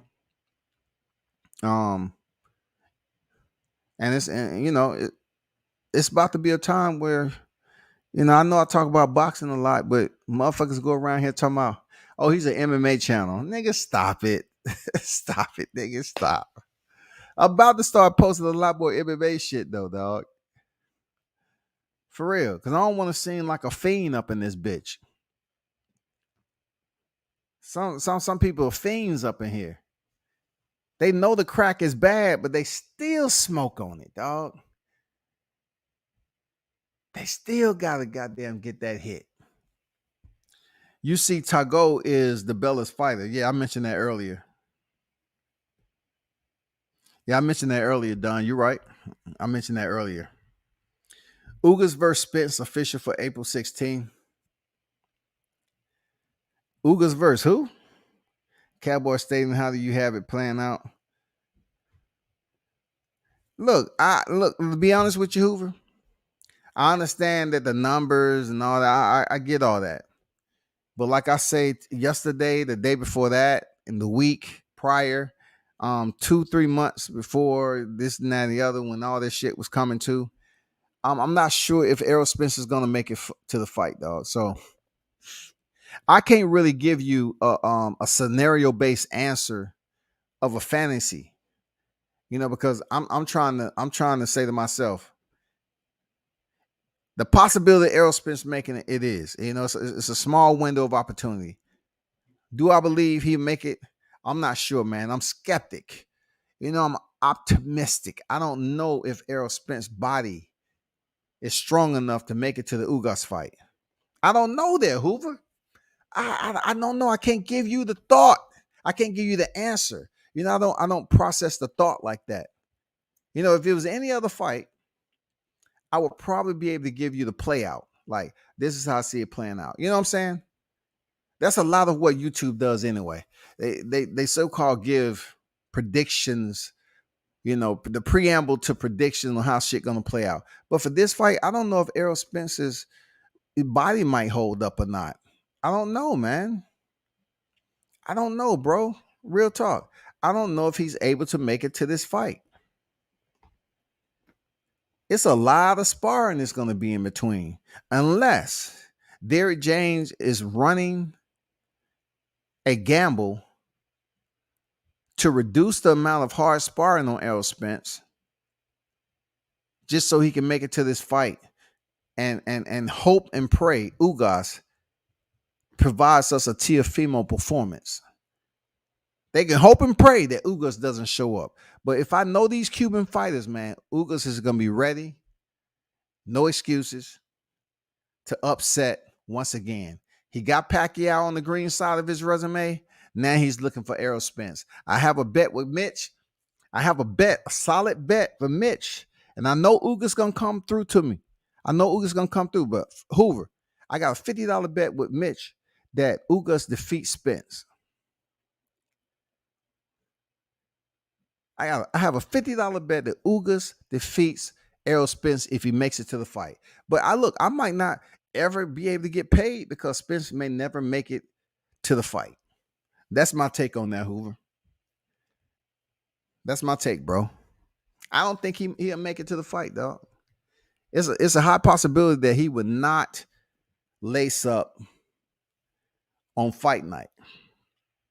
Ugas may end up facing somebody that we both know. He might end up facing freaking Thurman. He might end up facing Terrence Crawford. You know what I'm saying?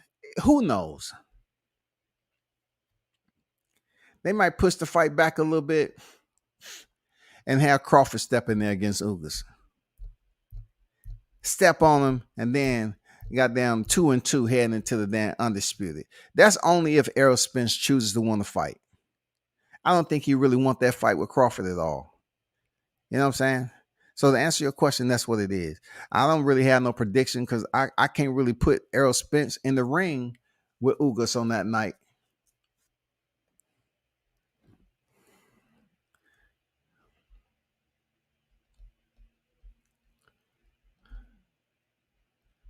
I don't know how y'all think. I know the Spence fans is adamant that he's going to be there in attendance. I myself, I don't feel that way. I feel like it's a lot of other variables is going on. Not only with Spence, but probably his camp.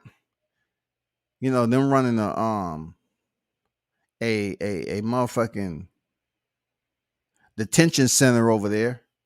Nobody can get in and out. Goddamn in-house sparring. My boy told me the other day, that they tried to send their fighter over there to get some work with Spence, and they was turned away.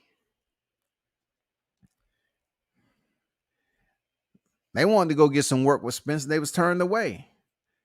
But yet they'd rather send a permission slip to Marvelous. Hey, what you talking about? Marvelous Jarvis Shepard. They'd rather send him out on a press tour to say that Spence is hitting hard and all this, and we didn't believe you at all. But anyway, that's all I got today, man, with these topics, man. I shall be on another time. You know what I'm saying? Appreciate and thank you for all of you that pulled up. Big salute. Shout out to Robert Easter, man. Continue to get well, my brother. You know what I'm saying? Shout out to Team Williams. Big time. Shout out to my man Carlos Jackson, a real one. You know what I'm saying? King Dynamite down here in the A, man. Be looking out. He has a fight on the horizon too. You know what I'm saying? But until then, man, I'm out.